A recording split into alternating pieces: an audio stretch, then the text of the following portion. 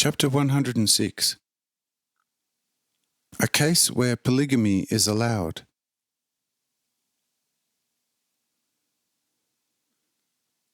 After this speech, Hanoch, following an inner bidding, promptly stepped up to Horadel and said,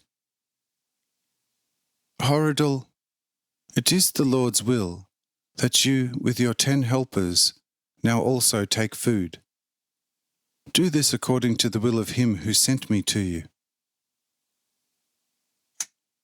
After you have strengthened yourselves, rise and set out, all of you. Do follow to wherever the 2 strong leaders will guide you, but stay forthwith wherever they will indicate that you do.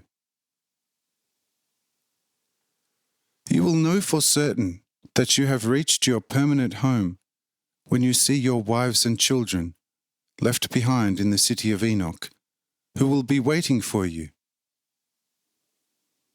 This concerns mainly you, the leaders, since it was you who had to leave them behind as hostages to Lamech as a token of your loyalty.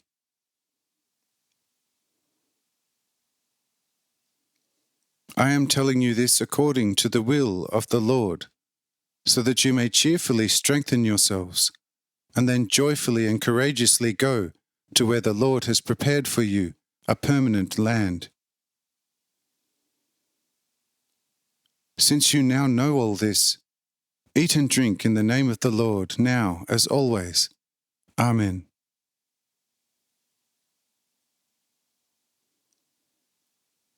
And Horadel, with the 10, thanked for this invitation and the encouraging news, and then, together with them, took food and drink. While they were having their meal, the high abbot turned to Adam and said, "Your truly fatherly instruction to these poor men was really good. But one thing has to be rectified, namely what you said about polygamy. Behold, you are quite right in presenting polygamy as completely contrary to my order, and right in indicating the habitual dwelling of the serpent and of death.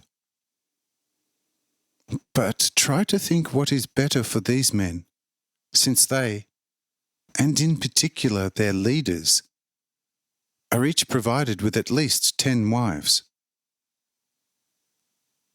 To separate them, leaving them only 1 wife, or to leave matters stand as they are.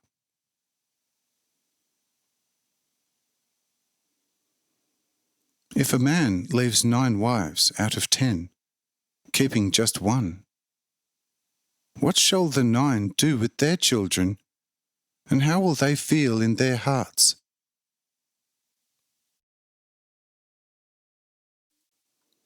Or, if he keeps them all out of concern for the feelings of the children of his 10 wives, and the wives getting to know us through their husbands, and that contrary to the alone true order, we left them in the station assigned to them by the iron bonds of their law, will praise and glorify us in their hearts.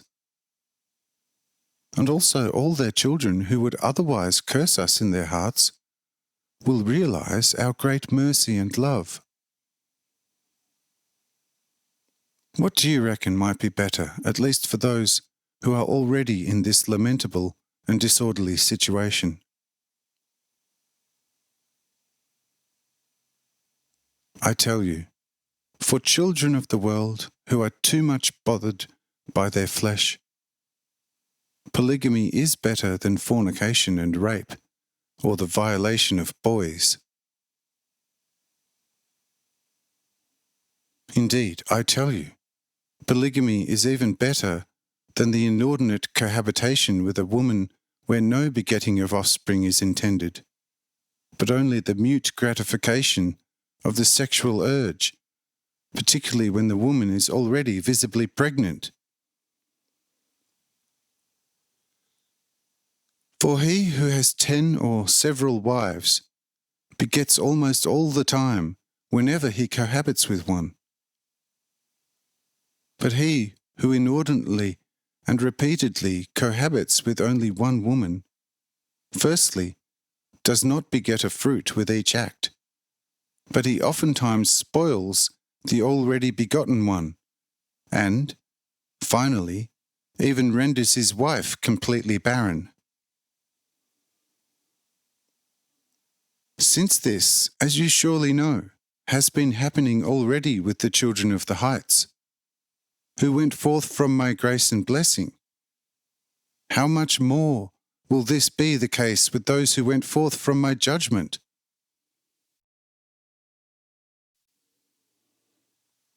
Therefore, judge yourself what is at the moment better, particularly for the children of the lowlands.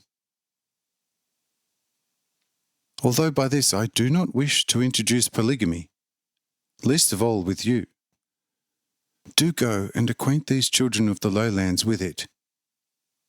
But you can add that they must still not educate their children for polygamy, but in accordance with my true order as proclaimed in your speech.